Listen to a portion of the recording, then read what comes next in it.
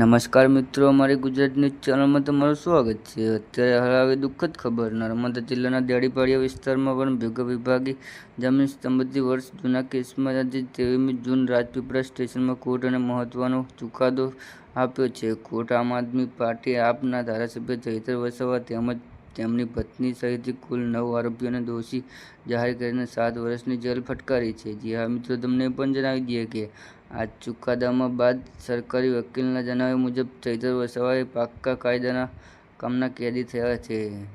તેમના સહિત તમામ આરોપીઓને વડોદરા સેન્ટ્રલ જેલમાં ખસેડવામાં આવે છે। ચૈતર વસાવા કોર્ટના ચુકાદાનો આદર કરતા જણાવ્યું કે જી હા મિત્રો, તમને એ પણ જણાવી દઈએ કે તેમને ન્યાયતંત્ર પર પૂર્ણ ભરોસો છે અને તેઓ હવે ઉપલી કોર્ટ પર અપીલ કરશે। સમગ્ર મામલે હવે ગુજરાતનું રાજકારણ ગભરાઈ ચૂક્યું છે। આ સાથે કોંગ્રેસના નેતાઓ પણ ભાજપ સરકાર વિરુદ્ધ તીખી પ્રતિક્રિયાઓ આપી રહ્યા છે। જી હા મિત્રો, તમને પણ જણાવી દઈએ કે મિત્રો આ હતા આજના તાજા સમાચાર અને અમારી ચેનલ પર નવા હો તો લાઇક, શેર અને સબસ્ક્રાઈબ કરી દેજો। ધન્યવાદ।